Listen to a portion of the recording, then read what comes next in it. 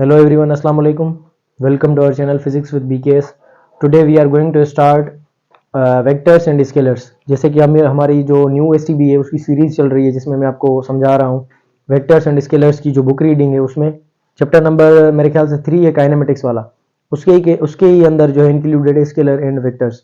Now अभी जो है इसका थोड़ा बहुत हम बोर्ड पर पढ़ेंगे ताकि आपको मज़ीद जो है ये समझ आए। तो उससे पहले थोड़ा सा आपको आइडिया होना चाहिए फिजिकल क्वांटिटी का। What is a physical quantity? अब सिंपल डेफिनेशन में आपको बताऊंगा ताकि ये चीज़ें आपको क्लियर हो जाएं। नॉर्मली बुक की डेफिनेशन या इस तरह से नहीं, बस कॉन्सेप्चुअली समझाऊंगा ताकि आपको क्लियर हो जाए। ठीक है, तो सबसे पहले फिजिकल क्वांटिटी किसे बोलते हैं हम? Physical quantity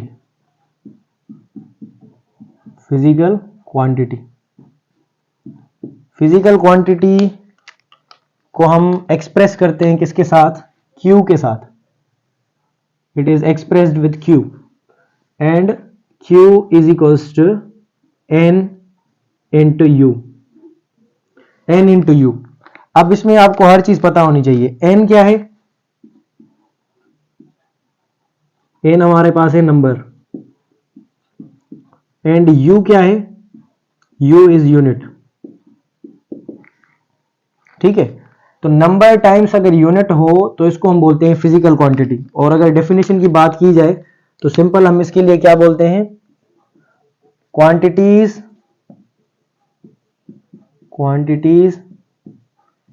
which can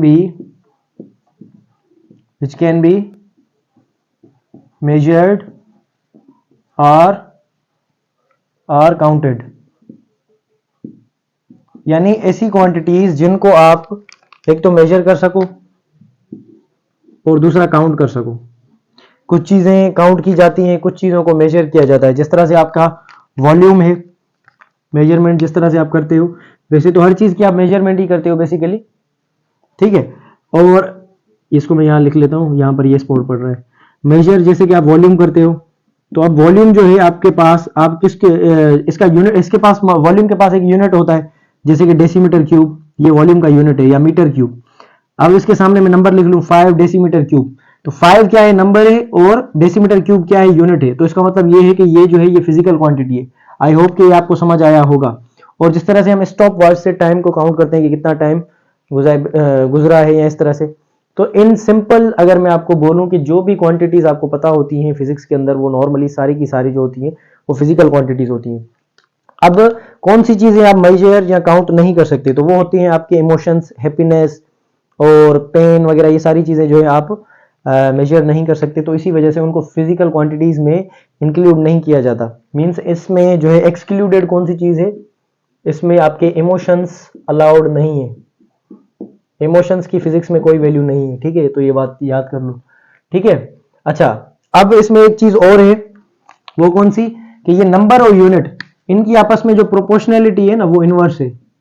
number is inversely proportional to unit. इसका मतलब क्या है? आपको कुछ वैल्यूज याद करनी पड़ेंगी। जैसे कि अगर मैं आपसे पूछूं कि 1 केजी में कितने ग्राम होते हैं, तो 1 केजी में आपको पता है, ये आपको याद होना चाहिए, 1000 ग्राम्स होते हैं। ठीक है, या इस तरह से अगर मैं पूछूं 1 न्यूटन जो है 4.45 डाइन के इक्वल होता है। ठीक है, 1 न्यूटन 4.4 डाइन। चलो ये मुझे वैल्यू श्योर नहीं, इसको यहां से हटा देते हैं, कोई और वैल्यू लिखते हैं। ठीक है, 1 मीटर के अंदर कितने होते हैं? 100 सेंटीमीटर। या 1 इंच के अंदर 2.54 सेंटीमीटर। अब ये जो है कुछ स्टैंडर्ड वैल्यूज हैं या फिक्स्ड वैल्यूज हैं जो आपको याद करनी है। अब समझाने वाली चीज कौन सी है कि आप देखो, केजी क्या है? केजी आपके पास यूनिट है, तो यहां पर मैंने लिख लिया U। 1 क्या है? ये आपके पास नंबर है N। तो यहां पर देखो 1, अच्छा दूसरी साइड देखो, यहां पर है 1000, ये क्या है? नंबर है। और G ग्राम क्या है? ग्राम है, यूनिट। अब देखो नंबर और यूनिट की क्या है? Proportionality inverse. तो इसका मतलब ये है कि अगर नंबर बड़ा होगा तो यूनिट वो छोटा होगा। जैसे कि अगर यहाँ पर 1 केजी है और यहाँ पर 1000 है, तो नंबर किसका बड़ा है? नंबर इस साइड का बड़ा है। नंबर जिस साइड का बड़ा होगा, इसका मतलब ये है कि उसके साथ जो यूनिट लगा हुआ होगा वो छोटा होगा। तो ये प्रोपोर्शनैलिटी आपको याद करनी है। इसका मतलब क्या हुआ कि 1000 ग्राम मिलकर 1 kg बनाते हैं। जैसे कि अगर मैं बोलूं कि ये एक अकेला बंदा 5 बंदों के बराबर है, तो वो पांचों मिलकर एक बंदे की इक्वल बनते हैं। तो इसी वजह से ये 1000 ग्राम मिलकर एक ही जो है वो केजी बनाते हैं। तो इसी वजह से इसको कहा जाता है नंबर और यूनिट की जो प्रोपोर्शनलिटी है वो इनवर्स है। तो आपको ये बात समझ आ गई होगी। यहां पर देखिए 1 metre is equal to 100 centimetre. अब 100 सेंटीमीटर, 100 क्या है, वैल्यू बड़ा है, 100 बड़ा है, तो सेंटीमीटर का क्या मतलब हुआ कि सेंटीमीटर वैल्यू छोटा है, बिकॉज के मीटर जो है, मीटर के साथ 1 लगा हुआ है और 1 100 से छोटा है, यानी कि मीटर वाला जो यूनिट है वो बड़ा है। तो ये चीज आपने याद करनी है, जिसके साथ नंबर बड़ा लिखा हुआ होगा वो यूनिट छोटा होगा, और जिसके साथ यूनिट छोटा होगा वो नंबर बड़ा होगा। समझ में आया ये? ठीक है। अच्छा, ये भी इस तरह से 1 inch is equal to 2.54 centimetre. तो 1 इंच जो है वो 2.54 सेंटीमीटर की इक्वल है। तो 2.54 सेंटीमीटर मिलकर 1 इंच बनाते हैं। ठीक है। अच्छा, इसको कभी कभी हम जो है थोड़ा बहुत चेंज करके भी लिखते हैं, वो इस तरह से कि u को मैं इस साइड लेकर आ जाऊंगा और इसको रिमूव करूंगा, प्रोपोर्शनलिटी को तो कांस्टेंट दूंगा। तो n is equal to proportionality को रिमूव करके कांस्टेंट दिया जाता है। यहां पर सपोज करो मैंने कांस्टेंट रखा k, तो ये हो जाएगा k अपान u।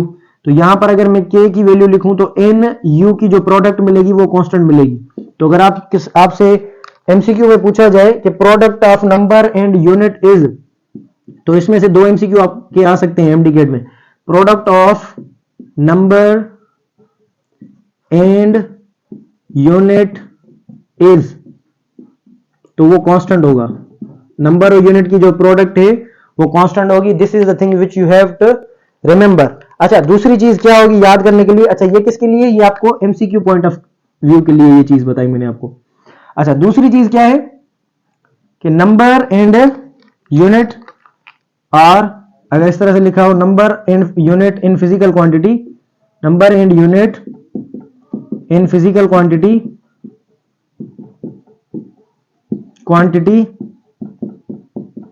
आर, तो ये आपको याद करना है इनवर्सली प्रोपोर्शनल, INV प्रोपोर्शनल। तो ये आपको चीज जो है वो याद कर लेनी है। ठीक है, स्टॉप करिए।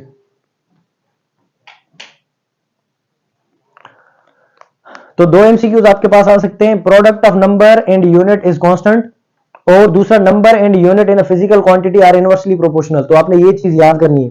तो इस तरह से आपको पूछ सकता है, ये जो है देखकर इस तरह से भी आपसे पूछा जा सकता है। तो अगर इस इक्वेशन या इस फॉर्मूला से आप रेशियो निकालना चाहो तो इस तरह से आप निकाल सकते हो, N1 U1 is equals to N2 U2। दो क्वांटिटीज आपस में आप इस तरह से बराबर कर सकते हो। तो these are the things which you have to remember for the preparation point of view. तो ये है अपना फिजिकल क्वांटिटी के बारे में। हमने क्या पढ़ा? मेजर्ड और काउंटेड, और इस तरह से नंबर और यूनिट की इनवर्सली प्रोपोर्शनल है। अच्छा, अब फिजिकल क्वांटिटीज के टाइप कौन से होते हैं? तो फिजिकल क्वांटिटीज के बेसिकली 2 टाइप्स होते हैं।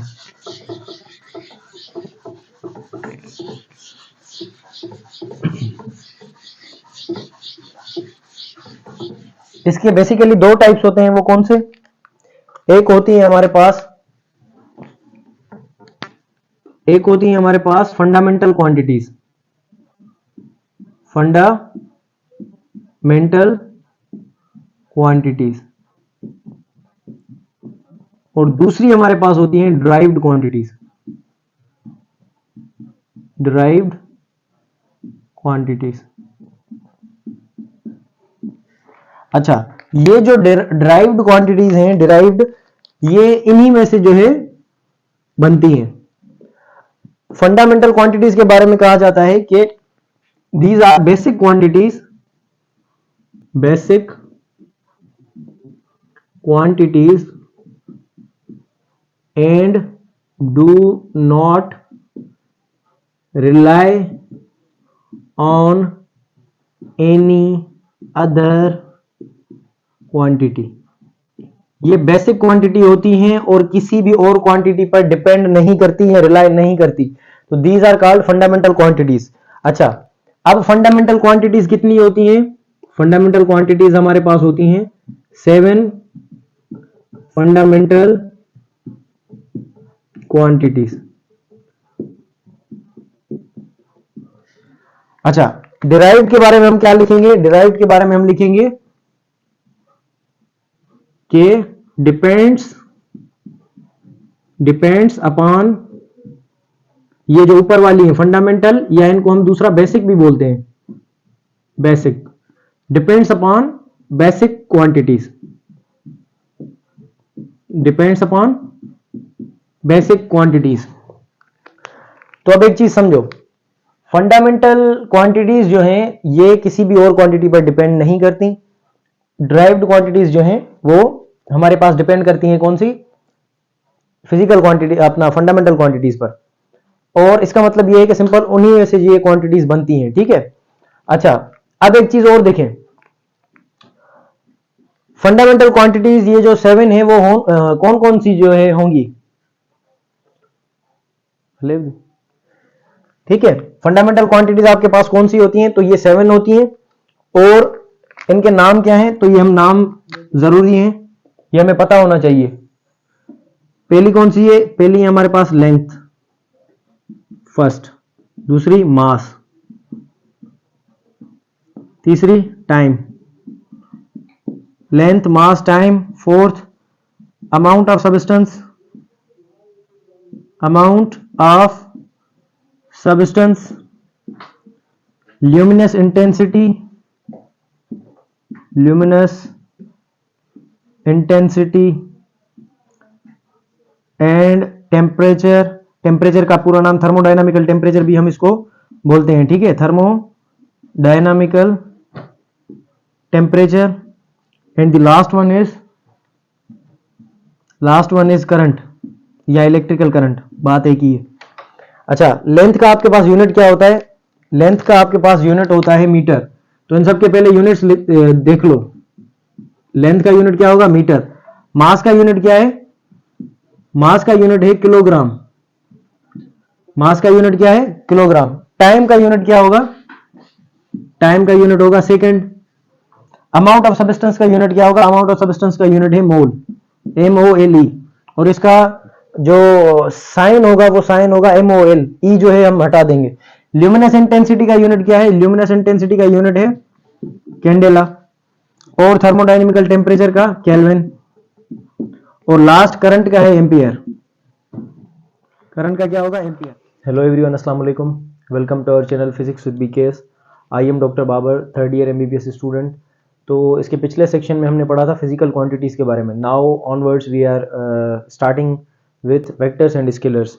तो वेक्टर्स एंड स्केलर्स की जनरल जो प्रॉपर्टीज़ हैं और उसके जो टाइप्स हैं वो हम पढ़ेंगे। और उसके बाद पूरा ये जो डिटेल्ड एक्सप्लेनेशन है वेक्टर की, जो मैंने आपको कहा था कि ऑन बोर्ड में आपको प्रोवाइड करूँगा, तो ये जो है हम वीडियो बना रहे हैं, ठीक है।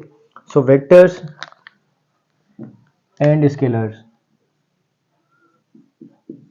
Vectors and scalars. तो सबसे पहले कि वेक्टर्स होते क्या हैं एंड स्केलर्स क्या होते हैं। तो ये दोनों एक जो हमने फिजिकल क्वांटिटीज पढ़ी थी उस तरह से आप इनको बोल सकते हो कि ये जो है क्वांटिटीज हैं।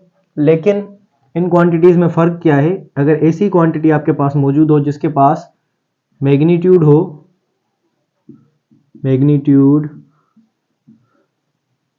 और यूनिट, ठीक है, मैग्नीट्यूड, यूनिट, और उसके साथ साथ अगर उसके पास डायरेक्शन भी हो, मैग्नीट्यूड, यूनिट और उसके पास डायरेक्शन भी हो, तो आप उसे बोलते हो ये जो है वो वेक्टर है। अगर ऐसी क्वांटिटी हो जिसके पास सिर्फ और सिर्फ मैग्नीट्यूड हो और यूनिट हो बट नो डायरेक्शन, उसके पास कोई डायरेक्शन ना हो, तो उसे हम बोलते हैं कि ये स्केलर क्वांटिटीज होती हैं। तो अब इनके कुछ एग्जांपल्स हैं वो मैं आपको बताता हूँ और उसके बाद इनकी जो है एक्सप्लेनेशन में थोड़ी सी आपको प्रोवाइड करता हूँ। अच्छा, एग्जांपल्स किस तरह से, जैसे कि आपने पढ़ा है कि स्पीड जो है स्केलर क्वांटिटी है, मास ये भी एक स्केलर क्वांटिटी है, टाइम है, डिस्टेंस है। तो ये जो क्वांटिटीज हैं वो आपकी स्केलर क्वांटिटीज हैं। यानी कि इन शॉर्ट अगर मैं कहूं, स्केलर क्वांटिटीज वो होती हैं जिनके पास मैग्नीट्यूड हो और यूनिट हो बट उनके पास कोई डायरेक्शन नहीं होता। स्पीड के पास अगर कोई बॉडी मूव कर रही होती है, उसकी स्पीड अगर आपको पता हो तो उससे आपका डायरेक्शन का जो है आइडिया नहीं हो पाता। वेक्टर्स में क्या बोलोगे आप, मैग्नीट्यूड हो, यूनिट हो और उसके साथ साथ क्या हो, डायरेक्शन भी हो। ठीक है, मैग्नीट्यूड, यूनिट और डायरेक्शन। अच्छा, मैग्नीट्यूड का क्या मतलब है, मैग्नीट्यूड सिंपली मींस नंबर। तो अगर नंबर और यूनिट होता है तो उसको हम क्या बोलते हैं, फिजिकल क्वांटिटी। लेकिन अगर उस फिजिकल क्वांटिटी के साथ आप डायरेक्शन मिला दो तो वो क्या बन जाएगा, वेक्टर। और अगर उसके साथ अगर डायरेक्शन नहीं है तो आप क्या बोलोगे उसे, कि वो स्केलर क्वांटिटी है। ठीक है। अच्छा, एक चीज और कि वेक्टर्स जो हैं, vectors follow laws of vector addition. Vector जो है वो वेक्टर लॉज को फॉलो करते हैं, ये बात आपने याद कर लेनी है। वेक्टर लॉज क्या है ये हम आगे पढ़ेंगे, लेकिन थोड़ा सा मैं भी आपको ब्रीफ आइडिया दे दूं। स्केलर क्या है, स्केलर आप फॉलो करते हैं simple, follow simple algebraic rules. Simple algebraic rules या अर्थमेटिक रूल्स जो है सिंपल ये फॉलो करेंगे। अब इनका मतलब क्या होता है, अर्थमेटिक रूल। अच्छा, इसका क्या मतलब होगा, इसका मतलब ये होगा कि जिस तरह से आप पढ़ते हो 2 + 2 तो कितना होता है 4, और 4 + 6 कितना होता है 10, 5 5 - 2 कितना होता है 3। यानी कि जो सिंपल कैलकुलेशन होती है, सिंपल जो सीधी सीधी कैलकुलेशन है, तो स्केलर्स को आप इसी तरह से ऐड, सब्सट्रैक्ट और डिवाइड, मल्टीप्लाई कर सकते हो। ये सिंपल अलजेब्रिक रूल्स का मतलब यही है कि स्केलर्स जो है सिंपली मल्टीप्लाई हो सकते हैं, ऐड हो सकते हैं, सब्सट्रैक्ट हो सकते हैं और उसके साथ साथ जो है डिवाइड हो सकते हैं। लेकिन वेक्टर्स जो हैं वो वेक्टर्स के लिए स्पेशल रूल्स लगते हैं और उनके साथ साथ इसमें ज्योमेट्री और ट्रिग्नोमेट्री भी यूज होती है। ज्योमेट्री एंड ट्राइगोनोमेट्री इनका भी यूज होता है। ठीक है। और इस वेक्टर्स की जो है लैंग्वेज में अगर आप बोलोगे 3 और 4 का रिजल्ट क्या होगा, तो 3 और 4 का रिजल्ट 1 भी आ सकता है और 7 भी आ सकता है और 1 और 7 के बीच में भी आ सकता है। अब फिलहाल आपको ये बात समझ नहीं आएगी, जैसे जैसे हम आगे चलेंगे तो आपको मैं बताऊंगा। ठीक है। फिलहाल के लिए सिंपल ये समझ लो कि जब आपके पास दो वेक्टर्स होते हैं तो उनका मैक्सिमम रिजल्ट जो आता है वो 0 पर आता है, 0 डिग्री पर। और जब मैक्सिमम रिजल्ट आपको निकालना होता है तो सिंपली दोनों को आप ऐड कर लेते हो। तो दोनों को ऐड कर लोगे, 3 4 कितना हो जाएगा 7। तो मैक्सिमम कितना आ सकता है 7, मिनिमम कितना आ सकता है, मिनिमम आप निकालते हो किस तरह से, 4 - 3, 4 - 3 करोगे तो 1 आएगा। अब जो ओवरऑल रिजल्ट आएगा वो या तो मैक्सिमम होगा या मिनिमम होगा या मैक्सिमम और मिनिमम के बीच में होगा। ठीक है। तो ये था जनरल इंट्रोडक्शन स्केलर्स और वेक्टर्स का। यानी कि अगर स्केलर में देखें तो आपके पास मैग्नीट्यूड और यूनिट है, डायरेक्शन नहीं है। वेक्टर्स में देखें तो मैग्नीट्यूड, यूनिट है और उसके साथ साथ डायरेक्शन भी है। अगर आप स्केलर्स में डायरेक्शन ऐड कर दो तो वो वेक्टर बन जाएगा, सिंपल। ठीक है। नंबर और यूनिट में आप मिला दो अपना डायरेक्शन तो वो क्या बन जाएगा, वेक्टर बन जाएगा। वेक्टर, ये चीज जो याद करने वाली है वो कौन सी है, वेक्टर फॉलो करते हैं किसको, लॉज ऑफ वेक्टर एडिशन को।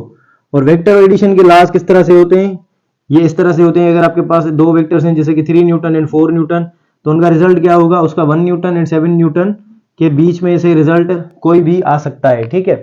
अच्छा, और इसमें थोड़ा सा ट्राइंगल वगैरह ये भी यूज होते हैं, तो आपको इनका थोड़ा बहुत आइडिया होना चाहिए, ज्योमेट्री वगैरह हल्की फुल्की। तो ये सारी चीजें जो है वो वेक्टर्स में यूज होती हैं। ठीक है। तो अब वेक्टर्स के कुछ टाइप्स होते हैं।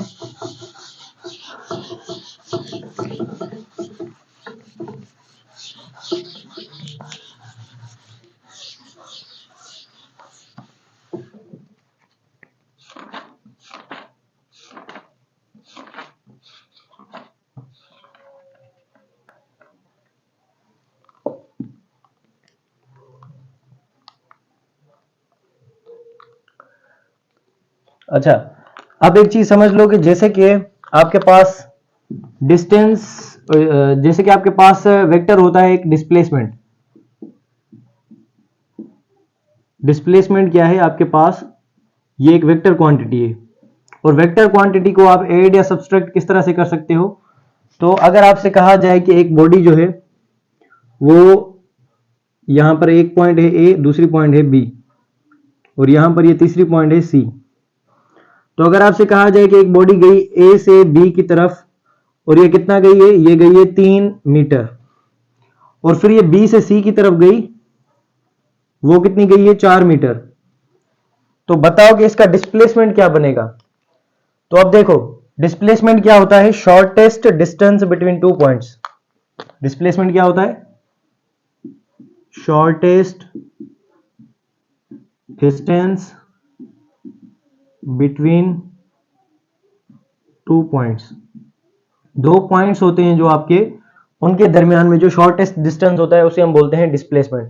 अगर आपसे बोला जाए कि अब इनका डिस्प्लेसमेंट बताओ, अब यहां पर आपने वेक्टर की नॉलेज यूज करनी है।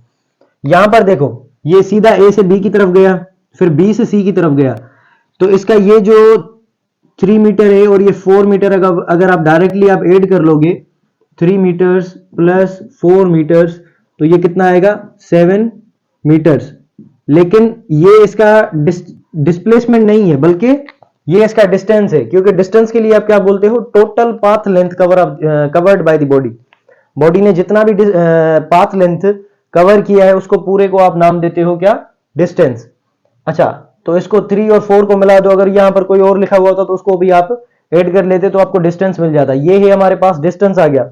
लेकिन यहां पर ये बोल रहा है कि डिस्प्लेसमेंट बताओ, तो डिस्प्लेसमेंट में आपको इसकी डेफिनेशन ऑलरेडी पता है कि shortest distance between two points. तो अगर ये ए से सी की तरफ गया है तो ए से सी की तरफ शॉर्टेस्ट डिस्टेंस क्या बनेगा, ये बनेगा। ठीक है, तो आपने ये वाली जो है चीज निकालनी है। तो यहां पर सिंपल जो है, अगर आपको थोड़ा बहुत वेक्टर्स के बारे में पता है तो यहां पर देखो आपके पास दो वेक्टर्स जो हैं वो 90 डिग्री पर हैं। ये इनके दरमियान में एंगल कितना है, 90 डिग्री। तो जब वेक्टर्स 90 डिग्री पर हों तो उनके लिए रिजल्टेंट का जो फॉर्मूला बनता है वो क्या बनता है, रिजल्टेंट का जो फॉर्मूला बनता है वो क्या बनता है, अंडर रूट दोनों का स्क्वायर। सपोज करो कि एक वेक्टर का अगर इसका नाम रख लेते हैं ए और दूसरे का नाम रखते हैं बी, तो इसका क्या बनेगा, A square plus B square. Resultant क्या आएगा, under root of A square plus B square. तो अगर इसको हम सॉल्व करें तो किस तरह से करेंगे, ए स्क्वायर में क्या आएगा, 3 का स्क्वायर, 3 का स्क्वायर प्लस बी स्क्वायर में क्या आएगा, 4 का स्क्वायर, दोनों के साथ अंडर रूट। 3 का स्क्वायर आएगा 9, 4 का स्क्वायर आएगा 16, 9 प्लस 16 कितना आएगा 25, लेकिन उसका अंडर रूट 25 का अंडर रूट निकालोगे तो वो कितना आता है, वो आता है 5 मीटर्स। यानी कि ए से बी की तरफ जो डिस्टेंस होगा वो कितना होगा, 5 मीटर। ठीक है, अब बेसिक आपने थोड़ी सी पढ़ी होगी मैट्रिक के अंदर, 9th के अंदर थोड़ा बहुत वेक्टर्स पढ़ा होगा। तो इस तरह से इसके वेक्टर्स के प्रॉब्लम्स आते हैं जो आपको आइडिया नहीं हो पाता उस टाइम। तो इसी वजह से अगर इस तरह की क्वेश्चंस या इस तरह की जो है चीजें आपसे पूछी जाएं तो आप इस तरह से जो है निकाल सकते हो। इसके साथ साथ मैं ये भी चीजें आपको करवाता जाऊंगा। ठीक है, अच्छा, अब वेक्टर्स के कुछ टाइप्स होते हैं। वेक्टर्स के आपको एग्जांपल्स अच्छे खासे पता होने चाहिए, जैसे कि इलेक्ट्रिक फील्ड है और अपना फोर्स है, वेलोसिटी है, एक्सीलरेशन है। तो ये सारी जो एग्जांपल्स हैं वेक्टर्स की तकरीबन वो आपको याद कर लो कभी कभी। अभी तो ये पीएमसी ने हटा दिया ये चैप्टर, लेकिन ये मोस्ट इंपॉर्टेंट है। और इलेक्ट्रिक फील्ड वाले कॉन्सेप्ट्स, आपने स्क्वायर में चार्जेस रखते हो और उसके बाद फोर्स कैलकुलेट करते हो सेंटर पर, तो उस पर जो कॉन्सेप्ट्स यूज होते हैं वो वेक्टर्स के यूज होते हैं, इन्हीं जो है चीजों के। फोर्सेस कभी कभी या रिलेटिव वेलोसिटी के कॉन्सेप्ट्स में जो चीजें यूज होती हैं वो वेक्टर्स में से यूज होती हैं। ठीक है, तो ये चीजें आपको आइडिया इनका अच्छे से होना चाहिए। ठीक है, अच्छा, इसके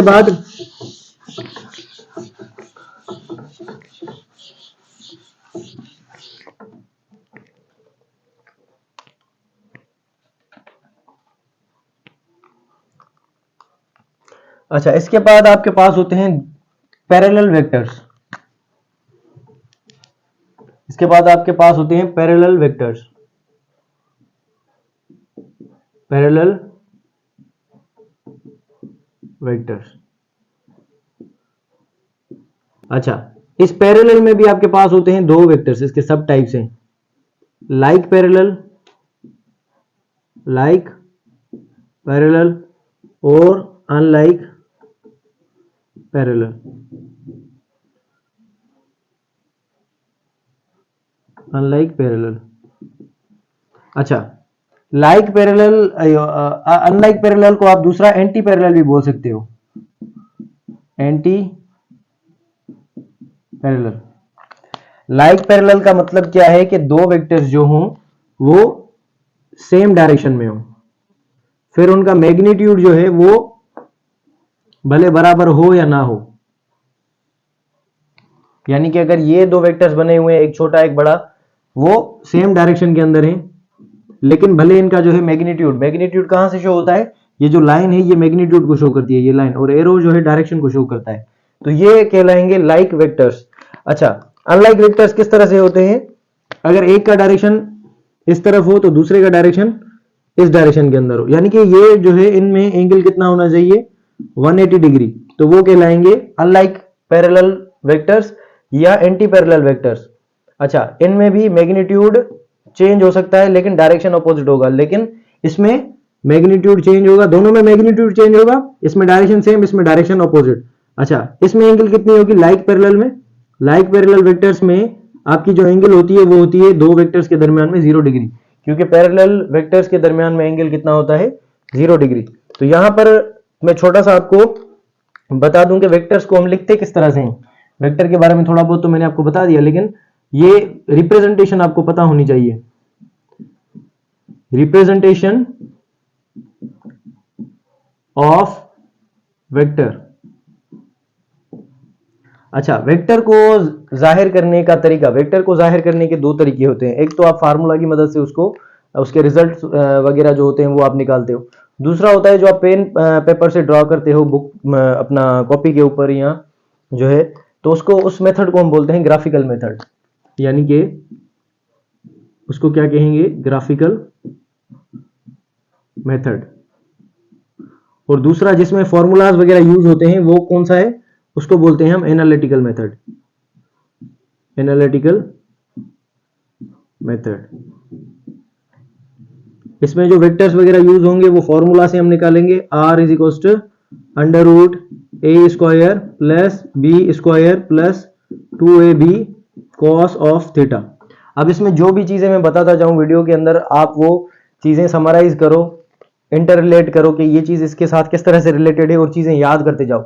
एक मरतबा पूरी वीडियो देखो, सारी चीजें नोट डाउन करो, अच्छे से याद करो, और उसके बाद प्रॉब्लम्स पर ये सारी चीजें, ये नॉलेज जो है अप्लाई करो, वेक्टर्स वाले प्रॉब्लम्स आसानी से हो जाएंगे। ठीक है, ऐसा कोई प्रॉब्लम नहीं होगा जो आपको ना आए। हाँ, लेकिन ये वेक्टर जो है काफी ये चैप्टर बड़ा है, लेकिन इसमें थोड़ी बहुत प्रॉब्लम होती है बच्चों को, लेकिन फिर भी आपसे मेजोरिटी ऑफ दी जो मोस्ट ऑफ दी प्रॉब्लम्स हैं वो आपको हो जाएंगी। ठीक है, ग्राफिकल मेथड को आप किस तरह से वेक्टर को जाहिर कर सकते हो, तो ग्राफिकल मेथड के लिए हम सिंपल कहा जाता है अ वेक्टर, इसकी डेफिनेशन क्या है, a vector is represented, a vector is represented by a line segment, a vector is represented by a line segment, its line या its length लिख लो, its length shows magnitude and arrow indicates direction. ठीक है, यानी कि vector जो है उसको आप लाइन सेगमेंट के साथ जाहिर करते हो। लाइन सेगमेंट का मतलब क्या है कि एक जो लाइन है उसका टुकड़ा, अब इस तरह से मैं लिखूं, ये मैंने एक लाइन बना दी। अच्छा, अगर इस लाइन के साथ मैं एक दूसरी एक छोटी लाइन बना दूं तो इसमें फर्क क्या है दोनों में।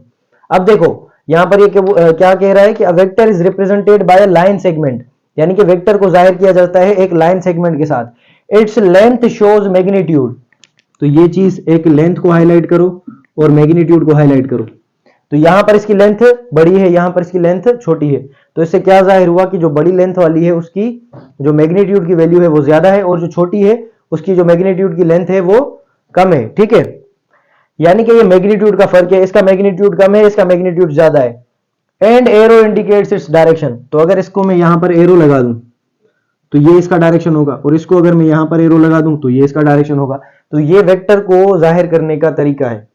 ठीक है, ग्राफिकल मेथड किस तरह से आप बोलोगे, सिंपल लाइन है, मैट्रिक वाले बच्चों को भी पता होती है ये चीज, फर्स्ट ईयर वाले एमडी कैट वाले बच्चे, स्पेशली ये वीडियो जो एमडी कैट ई कैट वाले बच्चे, तो उनके लिए है। तो आप ये चीज जो है आपको पता होगी, vector is represented by line segment, its length shows magnitude and arrow indicates direction. अच्छा, और अगर अल्फाबेटिकल लेटर्स के साथ आप वेक्टर को शो कर रहे हो तो वो किस तरह से करोगे, तो आप बोल्ड फेस्ड लेटर्स लिखते हो। जिस तरह से अगर यहां पर मैं ए लिखूं तो यहां पर मैंने ए बोल्ड लिख दी, तो इसका मतलब ये है कि ये क्या है, ये वेक्टर ए है, वेक्टर ए। अगर कॉपी पर यानी कि अल्फाबेटिकल लेटर्स में अगर लिख रहे हैं तो ये उसके लिए ग्राफिकल तो इस तरह से, अगर अल्फाबेटिकल तो इस तरह से, अगर बी वेक्टर है तो बी इस तरह से। अच्छा, अगर मैं बोल्ड ना करूं तो किस तरह से लिख सकता हूं? सिंपल ए लिखूंगा और उसके साथ साथ ऊपर एरो लगा दूंगा, ठीक है, सिंपल एरो लगा दूंगा उसके साथ, तो ये क्या बन जाएगा? ये वेक्टर ए बन जाएगा। दूसरी एक चीज क्या है कि इस वेक्टर का, हर वेक्टर का मैग्नीट्यूड होता है, यानी कि उसके डायरेक्शन को छोड़कर उसकी वैल्यू कितनी है, मैग्नीट्यूड उसको बोलते हैं, यानी कि नंबर, उसकी वैल्यू क्या है। तो उसके लिए उस मैग्नीट्यूड ऑफ वेक्टर को हम किस तरह से जाहिर करते हैं? तो उसके ये सिंबल लगाते हैं, उसके साथ साइड में मॉड, ये जो सिंबल है इस तरह से, इसको बोलते हैं मॉड या magnitude of vector, magnitude of vector. तो ये जो है मॉड ऑफ वेक्टर ए है। अगर ऐसे ही इसके साथ लगा दूंगा mod of vector a, mod of vector b, इस तरह से बन जाएगा, ठीक है। तो ये सिंपल जो है रिप्रेजेंटेशन है किसकी? वेक्टर की।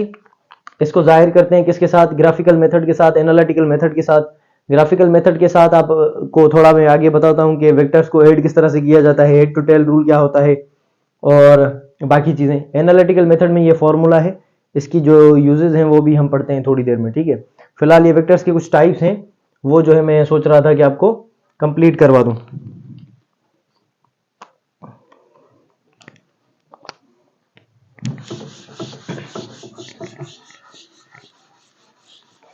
तो पैरेलल वेक्टर्स जो है हमने देखे, पैरेलल वेक्टर्स में दो वेक्टर्स होते हैं, एक लाइक वेक्टर, दूसरा अनलाइक वेक्टर। लाइक वेक्टर में दोनों के डायरेक्शन सेम डायरेक्शन में होंगे, यानी कि दोनों के दरमियान में एंगल कितना होगा? 0 डिग्री, ठीक है। और उसमें एक चीज ये होगी कि दोनों का मैग्नीट्यूड चेंज हो सकता है। और अनलाइक वेक्टर्स में क्या होगा कि दोनों का मैग्नीट्यूड चेंज हो सकता है, सेम भी हो सकता है, चेंज भी हो सकता है, ये कंडीशन है, ये लाजमी है। अच्छा, लेकिन डायरेक्शन क्या होगा? डायरेक्शन होगा ऑपोजिट, ठीक है। अच्छा, और उसके साथ साथ अब जो है वेक्टर वो आपके पास हैं इक्वल वेक्टर्स, इक्वल वेक्टर्स। अच्छा, इक्वल वेक्टर्स किसे कहा जाता है? जिनका सेम मैग्नीट्यूड हो, मैग्नीट्यूड भी सेम हो, मैग्नीट्यूड भी सेम और डायरेक्शन भी सेम, डायरेक्शन भी सेम, तो उस वेक्टर को कहा जाता है इक्वल वेक्टर्स। तो अब किस तरह से, सपोज करो ये इस डायरेक्शन में, तो सेम मैग्नीट्यूड और सेम डायरेक्शन, तो ये दोनों क्या हो गए? ये इक्वल वेक्टर्स हो गए। लाइक वेक्टर्स की तरह ही है, लेकिन दोनों हैं पैरेलल लेकिन इक्वल वेक्टर्स। तो आपने ये चीज याद करनी है, ठीक है। अच्छा, और दूसरा होता है नेगेटिव वेक्टर। दूसरा क्या होता है? Negative vector. ये सिंपल टाइप्स हैं, बस डायरेक्टली डेफिनेशन याद कर लो, एग्जांपल याद कर लो। ये डेफिनेशन जो है सेम मैग्नीट्यूड सेम डायरेक्शन, इस तरह से। नेगेटिव ऑफ वेक्टर में क्या होता है कि ऑपोजिट डायरेक्शन। अगर ये आपके पास एक वेक्टर है ए, पॉजिटिव है, तो अगर इसका नेगेटिव बनाएंगे तो वो किस डायरेक्शन में आएगा? इस डायरेक्शन में। तो ये क्या होगा? Opposite vectors. यानी कि अगर सिंपल इसको मैं एक्सप्लेन करूं तो किस तरह से करूंगा? अगर आपके पास पॉजिटिव वेक्टर ए है राइट के डायरेक्शन में, तो अगर उसका हम नेगेटिव बनाएंगे बिल्कुल, तो वो क्या बनेगा? वो क्या कहलाएगा? नेगेटिव ऑफ वेक्टर ए कहलाएगा, ठीक है। मैग्नीट्यूड सेम रहेगा, सिर्फ और सिर्फ डायरेक्शन में चेंजिंग होगी। यानी कि नेगेटिव वेक्टर में क्या कहोगे आप? Negative vectors have same magnitude but opposite direction, same magnitude but opposite direction. Opposite direction angle कितनी होगी? 180 डिग्री, ठीक है। सिंपल जो है, ये दोनों भी सिंपल है।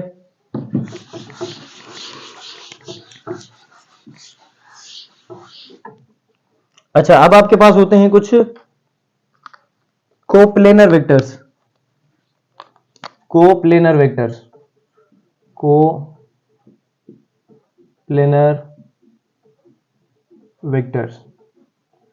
तो इस कोप्लेनर वेक्टर्स को समझने के लिए आपको पहले प्लेन का पता होना चाहिए। तो सबसे पहले आपके पास 3 एक्सेस होती हैं, जो क्या होती हैं? Mutually perpendicular. तीनों एंगल्स म्यूचुअली परपेंडिकुलर होती हैं, इनको बोलते हैं लाइंस या एक्सिस। 3 एक्सिस होती हैं, कौन कौन सी? एक होती है आपके पास इस हॉरिजॉन्टल डायरेक्शन में, इसको हम बोलते हैं एक्स एक्सिस, और ये जो ऊपर सीधी जा रही है इसको बोलते हैं हम वाई एक्सिस। और ये जो प्लेन से बाहर आ रही है इसको हम बोलते हैं जेड एक्सिस, जेड एक्सिस। अच्छा ये तीनों पॉजिटिव हैं, ये पॉजिटिव एक्स एक्सिस है और ये पॉजिटिव वाई एक्सिस है और ये पॉजिटिव जेड एक्सिस है। इनके तीनों के नेगेटिव्स भी होते हैं। नेगेटिव किस तरह से होंगे, इनके बिल्कुल ऑपोजिट। अब ये ऊपर पॉजिटिव वाई है तो इसका नीचे जो है नेगेटिव वाई होगा, ये नेगेटिव वाई। ये पॉजिटिव एक्स है तो इसका इस डायरेक्शन में नेगेटिव एक्स होगा, और ये पॉजिटिव जेड है बाहर की तरफ तो इसका नेगेटिव जेड होगा बिल्कुल अंदर की तरफ। ठीक है, तो ये चीज आपने याद कर लेनी है। अच्छा, अब ये चीज तो आपने समझ ली कि ये पॉजिटिव एक्स एक्सिस होती हैं, नेगेटिव भी होती हैं, तो ये चीज तो आपको पता चल गई। लेकिन अब प्लेन का कॉन्सेप्ट क्या है? प्लेन जिस तरह से आपका, अगर मैं यहां पर आपके पास पेपर होल्ड करूं, ठीक है, तो वो पेपर किस प्लेन में आएगा? अगर पेपर में होल्ड कर रहा हूं इस तरह से, तो वो पेपर सपोज करो मैं यहां पर रख रहा हूं, ठीक है, इसको फिलहाल नेगेटिव को मैं हटा देता हूं। यहां पर देखो, यहां पर ये मैंने ग्रीन से पेपर रखा है, पेपर को मैंने यहां पर रख दिया, तो पेपर कौन सी जगह ऑक्यूपाई करेगा? ये वाली जगह ऑक्यूपाई करेगा, ये वाली जगह पेपर ने ऑक्यूपाई कर ली। ठीक है, अब देखो ये पेपर किस जगह में है? तो ये है एक्स एक्सिस और यहां पर ये वाई एक्सिस, ये एक्स और वाई के अंदर है, तो इसका मतलब ये हुआ कि आपका जो पेपर है वो एक्स वाई प्लेन के अंदर है। आपका जो पेपर है वो एक्स वाई प्लेन के अंदर है। आपको आइडिया हो गया होगा, एक्स वाई प्लेन यानी कि प्लेन क्या है? एक 2 डायमेंशनल सरफेस है। ठीक है, 2 डायमेंशनल सरफेस। अगर वो एक्स और वाई के दरमियान होगा तो उसे हम बोलेंगे एक्स वाई प्लेन। अगर वाई एक्स और जेड के दरमियान होगा तो हम बोलेंगे एक्स एंड जेड प्लेन, और वाई और जेड के दरमियान होगा तो उसे बोलेंगे वाई जेड प्लेन। तो इस तरह से जो है प्लेन्स होते हैं। प्लेन सिंपली क्या है? It is a 2 dimensional surface like जो है सरफेस, सिंपली सरफेस है, प्लेन है। तो इसका मैंने आइडिया दे दिया, इसकी कोई डेफिनेशन वगैरह नहीं होती, जनरली मैंने आपको एक्सप्लेन कर दिया। एक्स और वाई के दरमियान होगा तो उसे बोलेंगे x y plane, x z में होगा तो एक्स जेड, वाई जेड में होगा तो वाई जेड कहा जाएगा। अच्छा, अब यहां पर कोप्लेनर वेक्टर्स क्या होते हैं? कोप्लेनर वेक्टर्स होते हैं वेक्टर्स विच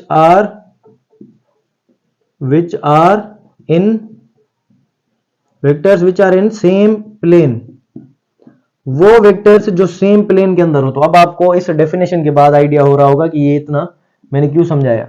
वो इसी वजह से मैंने समझाया कि वेक्टर्स जो सेम प्लेन के अंदर हो। तो अब आपको पता है कि एक्स और जेड के अंदर ये एक अलग प्लेन है, और एक्स वाई के अंदर ये एक अलग प्लेन है, वाई और जेड के अंदर ये एक अलग प्लेन है। किन भी दो एक्सिस को उठाओ, उनके बीच में कोई चीज रखोगे, वो उन दो लाइंस के प्लेन के अंदर होगी। ठीक है, तो अगर यहां पर ये जहां पर हमने थोड़ी देर पहले पेपर रखा था, इस पेपर को फिलहाल मैं हटा दूं, यहां पर मैं वेक्टर्स बनाऊं।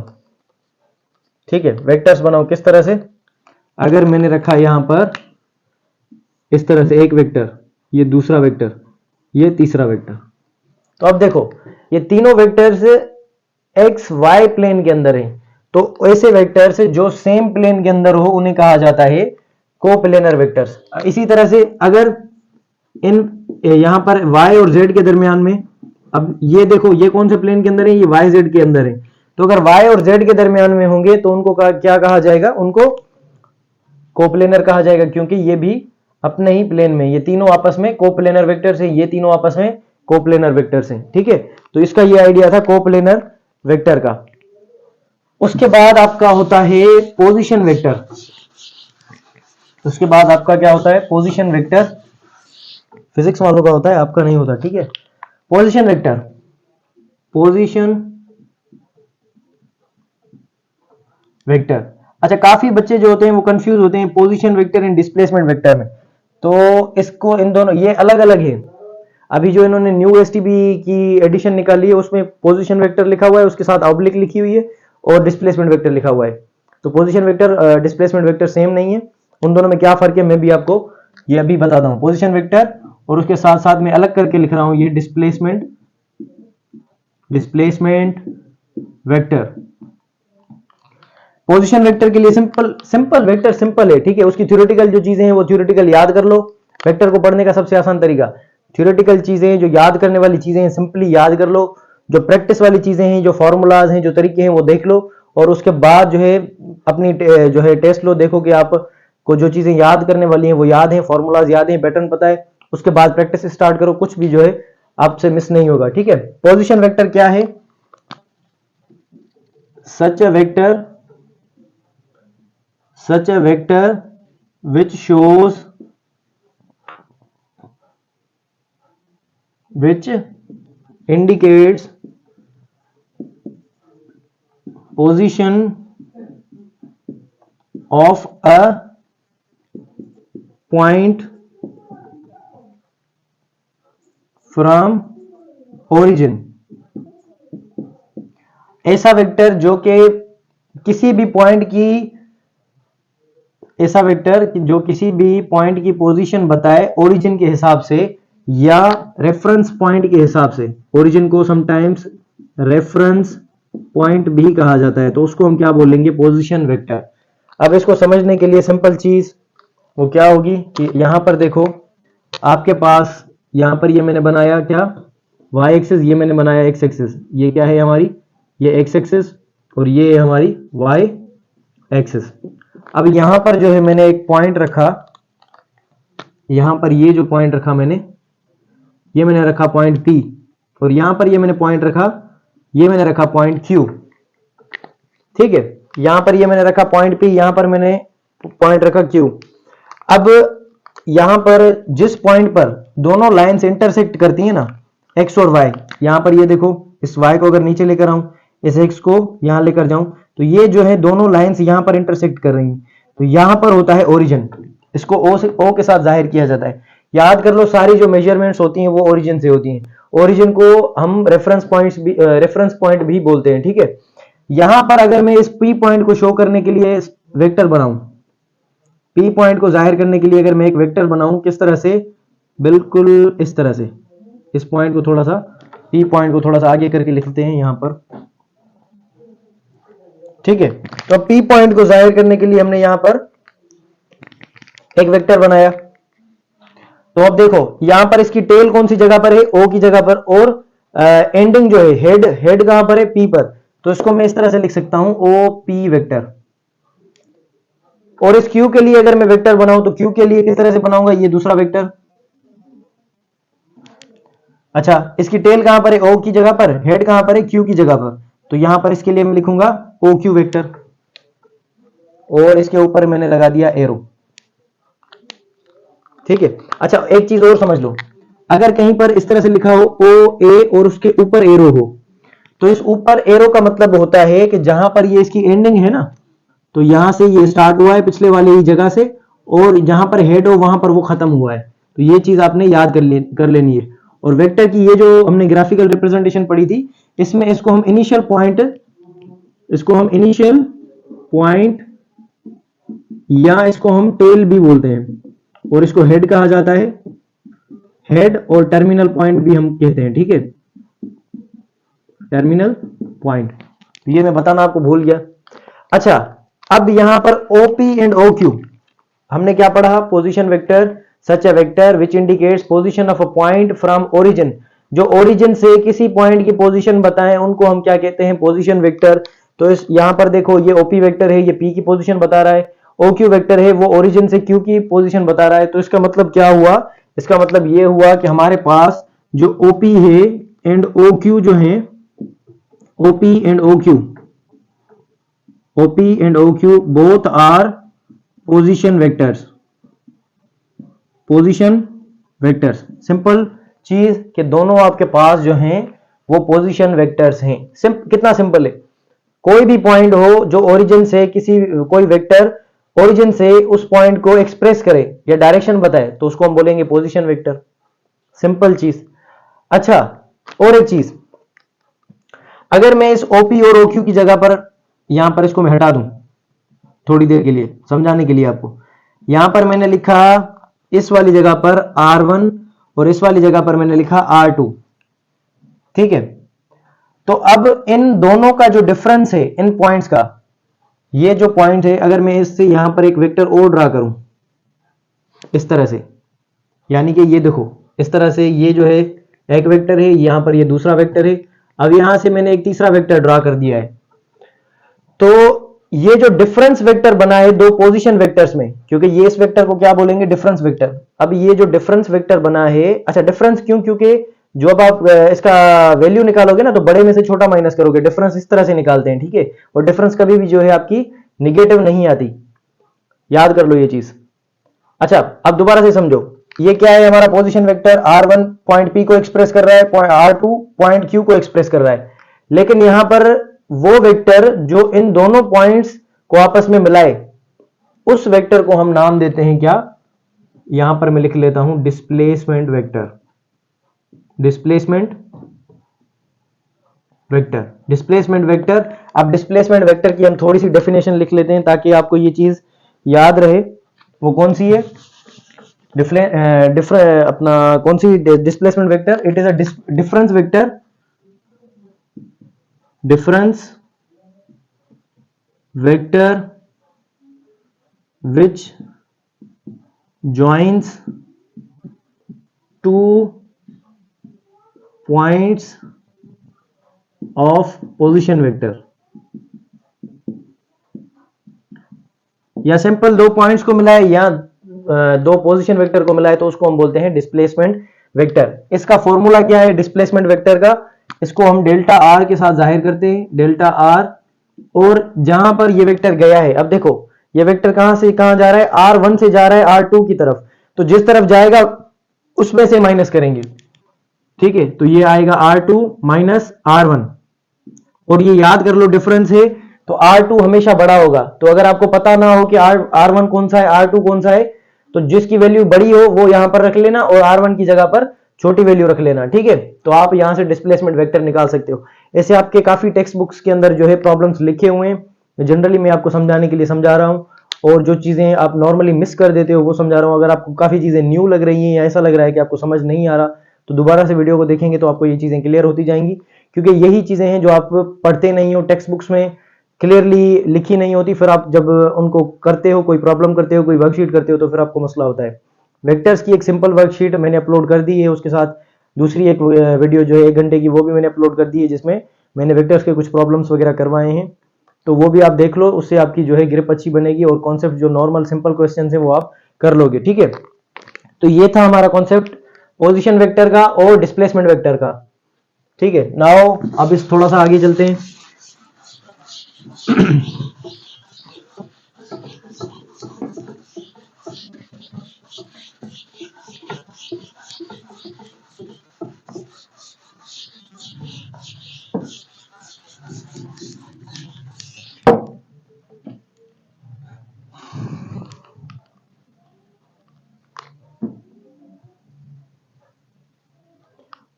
अच्छा दूसरा आपके पास होता है एक यूनिट वेक्टर। ये सारे वेक्टर्स के टाइप्स हैं, यूनिट वेक्टर। अब यूनिट वेक्टर जो आप पढ़ते हो जिस तरह से उस तरह से नहीं होता, मैं आपके कॉन्सेप्ट्स क्लियर कर देता हूं। यूनिट वेक्टर क्या होता है, इसको हम बोलते हैं such a vector whose mod is unity।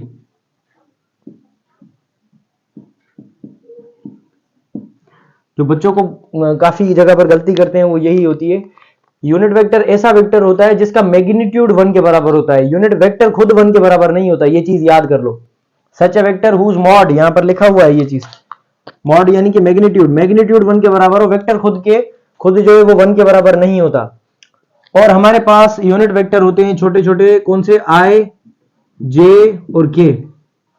इसको हम लिखते हैं आई कैप, जे कैप और के कैप, या एरो के साथ लिखा जाता है। यहां पर थोड़ी देर पहले मैंने आपको बताया था कि अगर अल्फाबेटिकल ऑर्डर में लिखेंगे तो इस तरह से, यहां बोल्ड फेस्ड लेटर्स में लिखेंगे वेक्टर को, या इस तरह से लिखेंगे एरो लगाकर। लेकिन अगर स्मॉल अल्फाबेट के साथ लिख रहे हैं इस तरह से, तो उसके ऊपर वेक्टर के लिए कैप लगा देंगे, ठीक है। इसको ए कैप पढ़ा जाता है या ए हेट पढ़ा जाता है, ए कैप और ए हेट। तो आई जे के क्या है, यूनिट वेक्टर्स हैं, ये तीनों यूनिट वेक्टर्स हैं। These are unit vectors. अब ये हैं क्या, इनको क्यों पढ़ते हैं तो वो मैं आपको बता दूं।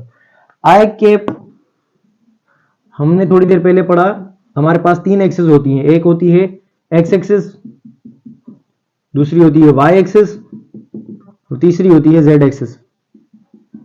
अच्छा, दूसरे यूनिट वेक्टर के लिए एक और पॉइंट जो मोस्ट इंपॉर्टेंट है वो लिख लें यहां पर, ये कौन सी होती है? It is used to specify a direction. ये यूज होता है किसी डायरेक्शन को स्पेसिफाई करने के लिए या एक्सप्रेस करने के लिए। एक्सप्रेस लिख लो।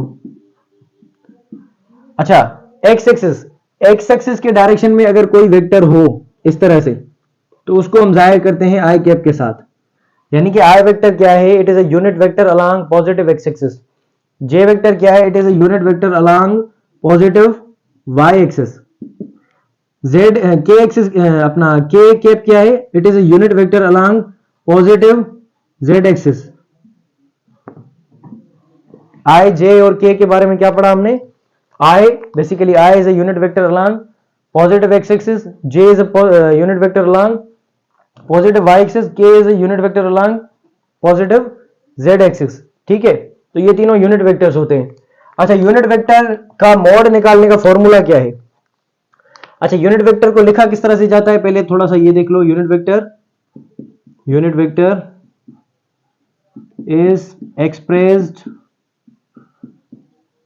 in terms of I, J and K। तो यूनिट वेक्टर आपको किस तरह से मिलेगा? आपको इस तरह से मिलेगा, इस तरह से लिखा हुआ होगा 2I plus 3J minus 4K। अगर इस तरह से लिखा हुआ हो तो आप समझ जाना कि ये यूनिट वेक्टर है। ठीक है, I, J और K। तो I, J और K से आपको आइडिया हो रहा होगा कि 2I जो है यहां पर देखो इसके सामने प्लस है, तो 2I यानी कि पॉजिटिव एक्स एक्सिस की तरफ है, प्लस 3J यानी कि पॉजिटिव वाई की तरफ है, और ये नेगेटिव 4K है ना, तो ये अंदर की तरफ है, ये अपना पॉजिटिव जेड एक्सिस की तरफ नहीं है, क्योंकि पॉजिटिव जेड एक्सिस बाहर की तरफ होती है, ये जो है नेगेटिव, ये बोर्ड के अंदर कहीं होगा। ठीक है, तो यहां से आपको आइडिया होना चाहिए। और अगर यूनिट वेक्टर का आप मोड निकालना चाहो तो मोड आप किस तरह से निकाल सकते हो? मैग्नीट्यूड। तो सपोज करो अगर आपके पास ए कैप एक यूनिट वेक्टर है, तो उसके मोड के लिए आप क्या लिखोगे? इस तरह से I square plus J square plus के स्क्वायर, इस तरह से भी लिख सकते हैं। और ए इज इक्वल टू इस तरह से x square plus Y square plus Z square. यानी कि वो वेक्टर जो एक्स की डायरेक्शन में हो वो यहां पर रखना है, जो जे की डायरेक्शन में हो वो यहां रखना है, जो के की डायरेक्शन में हो वो यहां रखना है, या एक्स की डायरेक्शन में हो यहां, वाई की डायरेक्शन वाई एक्सिस वाला यहां पर, जेड एक्सिस वाला यहां पर। तो आई जे के की टर्म्स में से आप निकाल सकते हो। तो इसका अगर मैग्नीट्यूड निकालेंगे तो वो 1 आएगा। अब वो किस तरह से?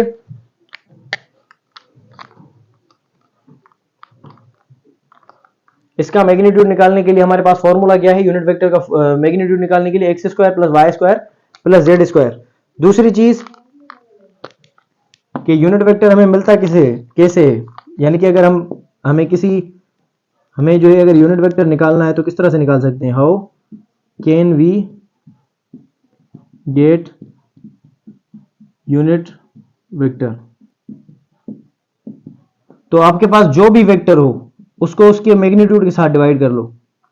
अ vector divided with its mod. A vector divided with its mod, vector को उसके मॉड के साथ डिवाइड कर लो तो आपके पास यूनिट वेक्टर जो है मिल जाएगा। वेक्टर को उसके मॉड के साथ डिवाइड कर लो तो आपको यूनिट वेक्टर मिल जाएगा।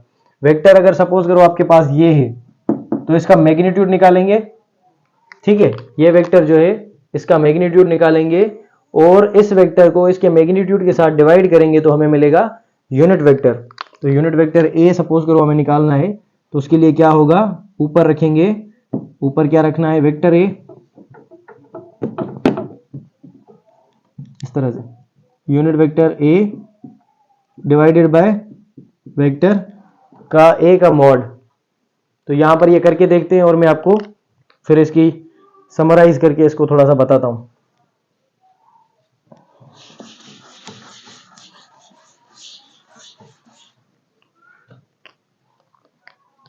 अगर आपके पास वेक्टर ए है वो किसके इक्वल है? 2i plus 3j minus 4k। तो अगर इसका मैग्नीट्यूड निकालें तो मैग्नीट्यूड किस तरह से निकालेंगे, x वालों का स्क्वायर करो, y वालों का स्क्वायर, z वालों का स्क्वायर। तो x की जगह पर क्या है 2, तो 2 का स्क्वायर प्लस 3 का स्क्वायर, और यहां पर प्लस फॉर्मूले की है, और ये नेगेटिव 4 है, नेगेटिव 4 का स्क्वायर करोगे तो भी प्लस ही आएगा। तो हमेशा अगर यहां पर नेगेटिव भी लिखा हो तो उसको पॉजिटिव कर लिया करो। तो -4, 4 का स्क्वायर कितना आएगा 16, तो ये कितना आया 2 का स्क्वायर 4, 3 का 9 और ये 16। सही किया है, 2 का स्क्वायर, 3 का स्क्वायर, 4 का स्क्वायर। तो 4 9 कितना होगा, ये होगा 13 प्लस 16, तो ये कितना बनेगा 6 7 8 9 29। तो ये आ गया इसका मैग्नीट्यूड वेक्टर का, ये वेक्टर का क्या आ गया मैग्नीट्यूड। अब यहां पर हमें वेक्टर यूनिट वेक्टर चाहिए, तो किस तरह से निकाल सकते हैं, अ vector divided with its mod या मैग्नीट्यूड, वेक्टर को उसके मैग्नीट्यूड के साथ डिवाइड कर लो तो आपको क्या मिल जाएगा यूनिट वेक्टर। तो अगर यूनिट वेक्टर ए कैप हमें चाहिए इस तरह से, तो किस तरह से निकल सकता है, वेक्टर को उसके मॉड के साथ डिवाइड कर लो। तो मॉड तो हमें मिल गया है, मॉड कितना है 29, वेक्टर हमारे पास ये पड़ा है, तो इसको डिवाइड कर लेते हैं। वेक्टर ए हम ए कैप हमने लिखा यूनिट वेक्टर के लिए, यहां पर ऊपर हमने लिखा 2i plus 3j minus 4k, इसको हमने डिवाइड कर लिया किसके साथ, √29 के साथ। तो आपके पास ये जो बना ये आपके पास कहलाएगा यूनिट वेक्टर। अब ये पूरी चीज को इसको मैं समराइज कर लूं क्योंकि इसके अंदर कुछ स्टेप्स थे जो आपके लिए न्यू थे, दोबारा से सुन लो। आपके पास एक वेक्टर होता है यूनिट वेक्टर, उसे कहा जाता है। यूनिट वेक्टर क्या है, ऐसा वेक्टर जिसकी मॉड की वैल्यू 1 हो। ये अभी हम प्रूफ करेंगे, फिलहाल इस पॉइंट को छोड़ दो, ये अभी हम प्रूफ करेंगे बस इसी पॉइंट के बाद। यूज किस तरह से होता है, it is use to specify express a direction. किस तरह से, मैंने आपको बताया आई कैप जो वेक्टर है वो एक्स की डायरेक्शन में होता है पॉजिटिव एक्स, जे कैप जो है वो वाई के डायरेक्शन में होता है, और जो जेड कैप है वो के डायरेक्शन में होता है। अच्छा, वेक्टर मिलेगा किस तरह से, यूनिट वेक्टर हम निकालेंगे कैसे, यूनिट वेक्टर निकाला जाता है किसी भी वेक्टर को उसी के मैग्नीट्यूड के साथ आप डिवाइड करोगे तो आपको यूनिट वेक्टर मिल जाएगा। मॉड निकालने का या मैग्नीट्यूड निकालने का फॉर्मूला क्या है, मैग्नीट्यूड निकालने का फॉर्मूला, मैंने यहां पर थोड़ी गलती कर दी है, यहां पर ये मॉड की सिंबल लगेगी, ठीक है।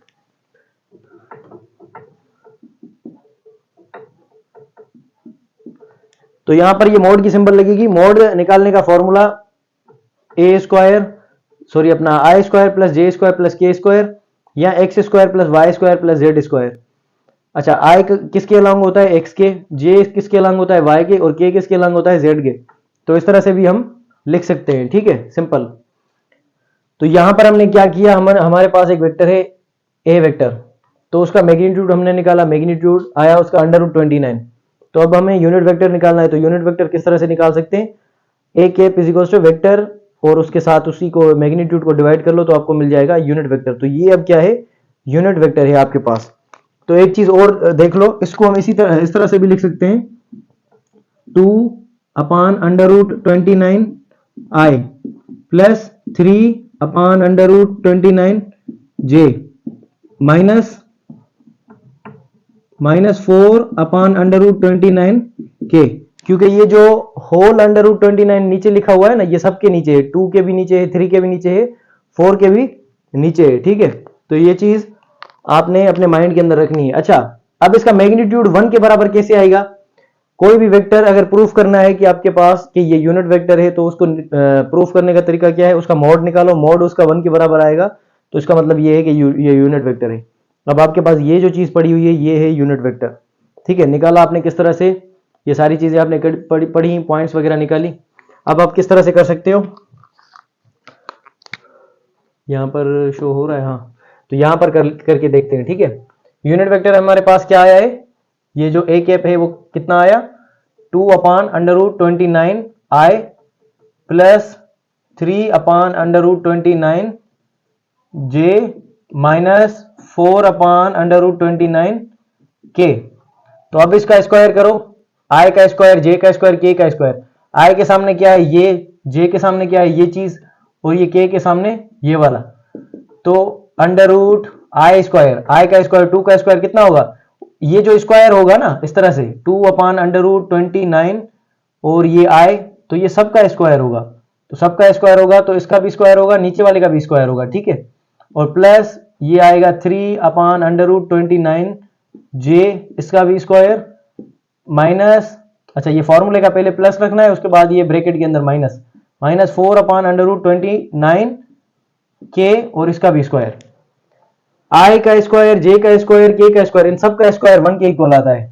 I square is equal to J square is equal to K square is equal to 1, इन सब का स्क्वायर 1 आता है। तो इसी वजह से ये फॉर्मूला से हम निकाल देते हैं, क्योंकि वैसे भी 1 आएगा। 2 का स्क्वायर कितना होगा 4, और नीचे ये देखो √29 है ना, तो इसका स्क्वायर अगर करोगे तो ये अंडर रूट इसमें खत्म हो जाएगा, तो ये नीचे बचेगा 29, प्लस ये क्या बचेगा 9/29, और ये क्या बचेगा ये प्लस, क्योंकि ये अपना नेगेटिव का स्क्वायर क्या आएगा, नेगेटिव अगर 2 है उसका अगर आप स्क्वायर करोगे तो क्या आएगा, -2 इंटू -2, तो ये माइनस इंटू माइनस क्या बन जाएगा प्लस। तो इस तरह से अगर 4 का स्क्वायर है, -4 का स्क्वायर, तो ये क्या आएगा +16 आएगा, और नीचे आएगा 29। तो नीचे वालों को सबको ऐड करो, तो इसकी क्या आएगी एलसीएम 29, ऊपर 4 9 प्लस 16, तो ऊपर क्या आएगा 29/29 कितना आएगा, ये आएगा 1।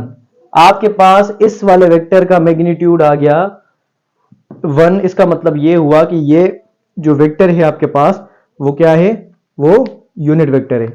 तो आपने ये वाले टाइप्स वेक्टर के अच्छे से पढ़ लिए, और यूनिट वेक्टर को यही कहा जाता है, ठीक है। अच्छा, अब दोबारा से एक मर्तबा रिलैक्स होकर सुन लो।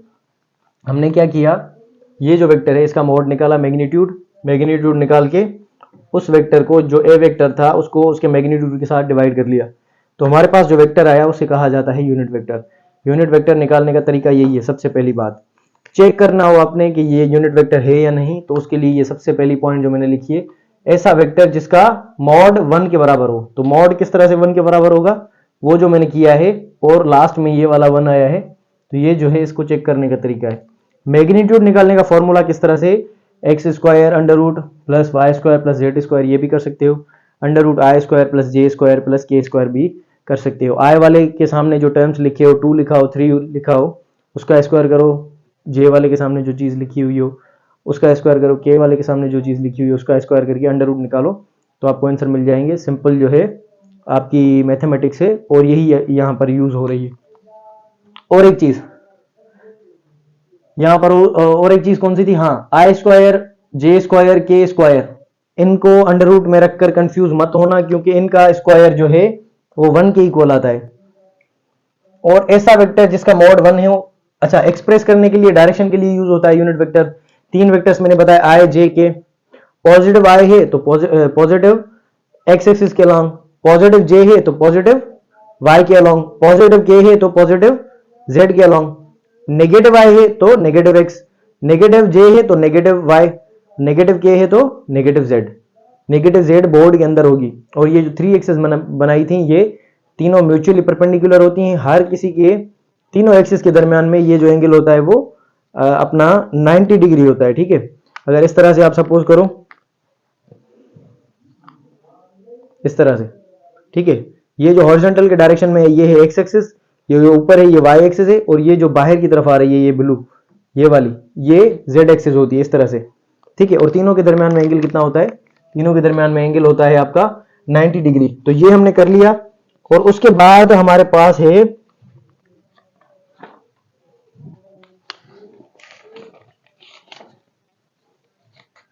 अच्छा, इसमें और एक चीज याद करने वाली है कि यूनिट वेक्टर का कोई यूनिट नहीं होता,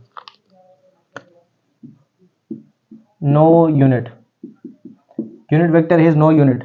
अच्छा, जैसे आप वेक्टर्स कुछ पढ़ते हो, सपोज करो कि जैसे कि डिस्प्लेसमेंट वगैरह, फोर्स, न्यूटन वगैरह, इस तरह से होता है, तो इसका कोई यूनिट नहीं होता। Unit vector has no unit vector, unit vector has so no unit, ठीक है। सॉरी, ये बताने में थोड़ी मिस्टेक हुई, unit vector has no unit.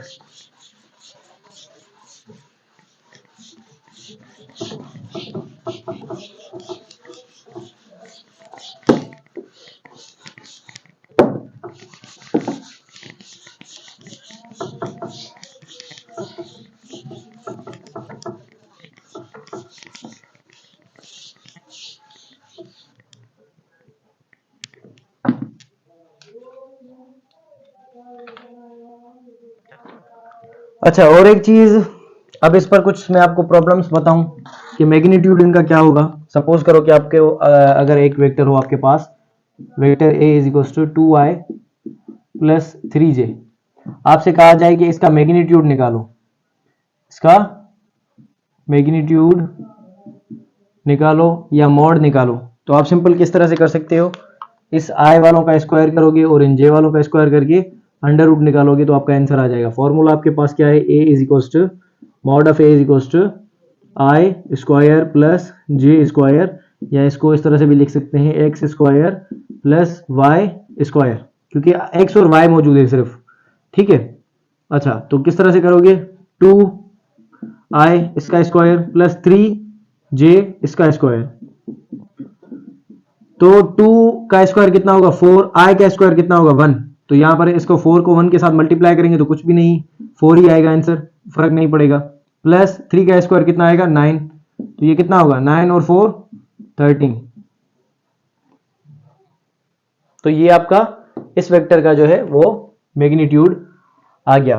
तो इस तरह से आपने निकालना है। अच्छा, अगर आपसे कहा जाए कि यूनिट वेक्टर निकालो इसका, ये जो वेक्टर गिवन है इसका यूनिट वेक्टर निकालो, तो मॉड आपने निकाल लिया सबसे पहले, तो इस मॉड इसको इसी के साथ डिवाइड कर लो, तो ये जो वेक्टर है यूनिट वेक्टर किसके इक्वल है, vector divided by it's mod. ये मॉड हमने निकाला है कितना है अंडर रूट 13, वेक्टर हमें पता है कितना है 2i प्लस 3j, इसके नीचे इसका मॉड लगा दो अंडर रूट 13, तो ये जो आपका आ गया ये यूनिट वेक्टर है। ठीक है, आई होप कि आपको ये अभी क्लियर हो गया होगा। ठीक है, अच्छा उसके बाद हमारे पास क्या है, डिस्प्लेसमेंट वेक्टर भी हमने कर लिया, और आपके पास हाँ फ्री वेक्टर, बाकी 3 टाइप्स हैं इसके, वो मैं आपको क्लियर करवा दूं।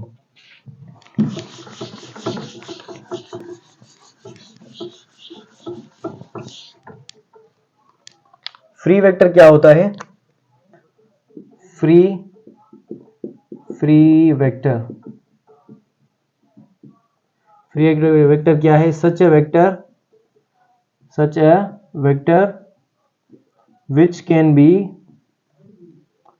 can be drawn at any point, such a vector which can be drawn at any point and parallel to itself,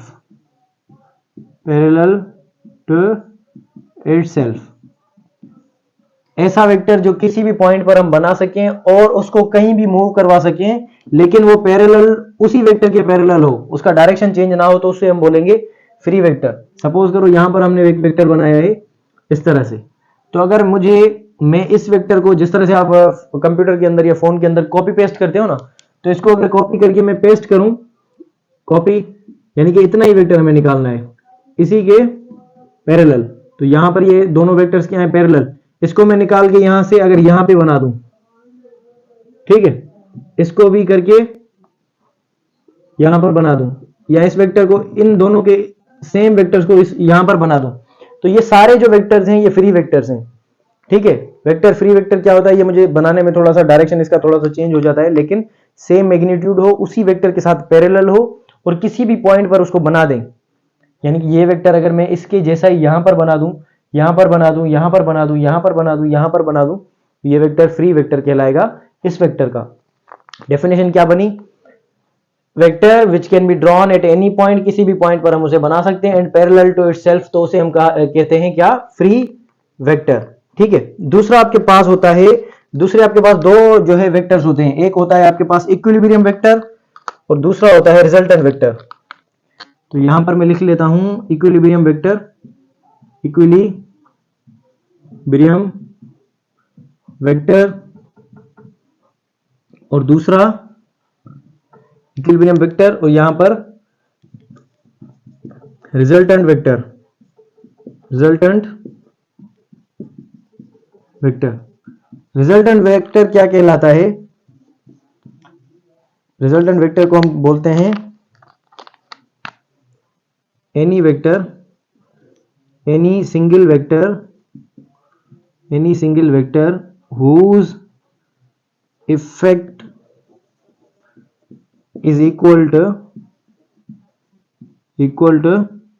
all other vectors, any single vector whose effect is equal to all other vectors, तो उसे हम बोलेंगे क्या, resultant vector. दूसरा आपके पास होता है equilibrium vector.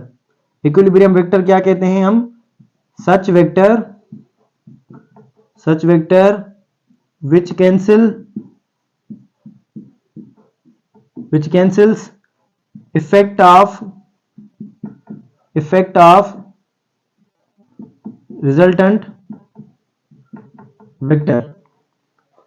ठीक है, एक चीज, रिजल्टेंट वेक्टर क्या है, ऐसा सिंगल वेक्टर जो इक्वल हो, जिसका इफेक्ट इक्वल हो सब वेक्टर्स के इक्वल, यानी कि वो जो सब वेक्टर्स के बराबर हो। इक्विलिब्रियम वेक्टर जो रिजल्टेंट वेक्टर को कैंसिल करे। अब एग्जांपल के तौर पे मैं आपको समझा रहा हूं, यहां पर ये थोड़ा सा लाइट का इशू हो गया तो आप थोड़ा सा इसको एडजस्ट कर लेना, ठीक है। अगर मैं आपसे बोलूं कि एक रस्सी है जिसको यहां से दो बंदे खींच रहे हैं, एक 5 न्यूटन से, दूसरा 3 न्यूटन से, तो यहां पर अगर मुझे इस चीज को बैलेंस करना है, एक किसी बॉक्स को या किसी चीज को, तो यहां पर मैं कितना फोर्स लगाऊंगा। अब देखो 5 और 3 ये इस डायरेक्शन में खींच रहे हैं, तो यहां पर टोटल फोर्स कितना है, 8 न्यूटन। ठीक है, टोटल फोर्स कितना बन रहा है, 8 न्यूटन। तो यहां पर अगर मैं अकेला बंदा हूं, मुझे कितना फोर्स लगाना है, तो मुझे लगाना पड़ेगा कितना, 8 न्यूटन, क्योंकि मैं अकेला बंदा हूं, तभी ये इन दोनों के इक्वल होगा। ठीक है, तो यहां पर देखो single vector whose effect is equal to all other vector. अब ये 8 न्यूटन जो है वो बराबर आ रहा है बाकी सारे वेक्टर्स के, तो इसे हम बोलेंगे क्या, रिजल्टेंट वेक्टर। ठीक है, तो इसी तरह से कहा जाता है। अगर इसे दूसरे तरीके से इस तरह से लिखा हुआ हो कि 3 वेक्टर्स हैं, तो वो फोर्स लगा रहे हैं, कोई 5 न्यूटन, कोई 3 न्यूटन, कोई 2 न्यूटन, तो यहां पर ये जो वेक्टर है इन सबको बैलेंस कर दे, तो उसको हम क्या बोलेंगे, रिजल्टेंट वेक्टर। अच्छा, और इक्विलिब्रियम वेक्टर क्या होता है, जो बाकी सारे वेक्टर्स को खत्म कर दे, सब वेक्टर्स का इफेक्ट खत्म कर दे। अब एक चीज देखो, इसको ग्राफिकली मैं समझाता हूं आपको, क्योंकि ये जो है चीज ग्राफिकल मेथड के लिए ज्यादा सूटेबल है। डेफिनेशन के लिए आप याद कर लो, बाकी यहां पर ये जो है मैं थोड़ा सा इसको ड्रॉ करके आपको बता देता हूं। ग्राफिकल मेथड में आप यूनिट वेक्टर को किस तरह, अपना वेक्टर्स को किस तरह से ड्रॉ करते हो। सपोज करो आपके पास वेक्टर ए है और यहां पर ये वेक्टर बी है। हेड टू टेल रूल के तहत यहां पर तीसरा वेक्टर जो आप रिजल्टेंट बनाते हो वो टेल के साथ, हेड के साथ लगाते हो।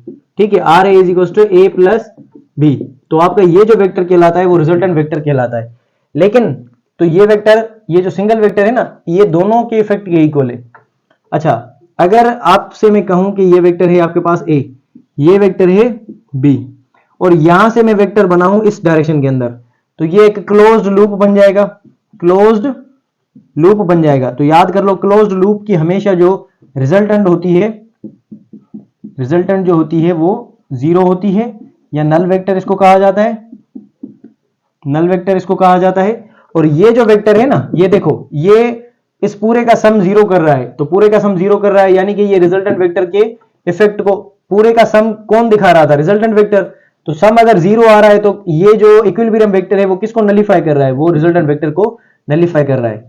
तो अगर ये वेक्टर यहां पर ये जो लिखा हुआ है हेड टेल के साथ और टेल हेड के साथ, ये जो आखिरी वेक्टर है ये आपका होगा इक्विलिब्रियम वेक्टर। तो ये चीज याद कर लो कि इस तरह से ग्राफिकल मेथड में रिजल्टेंट वेक्टर और ये इक्विलिब्रियम वेक्टर। हो सकेगा तो मैं आगे ग्राफिकल मेथड को एक्सटेंड करके ये सारी चीजें बताऊंगा और ये जो हेड टू टेल रूल्स हैं ये सारे बताऊंगा। अदरवाइज मैंने ये जो बुक रीडिंग सेशन स्टार्ट किया है उसमें ये मैंने सारी चीजें क्लियर कर दी हैं। ठीक है, तो यहाँ पर ये थोड़ा सा लाइट का इशू हो गया था, तो ये आप लोग एडजस्ट करने ना। ठीक है, वीडियो में नेक्स्ट वीडियो में मिलते हैं इंशाल्लाह। Wish you all the very best. Allah Hafiz.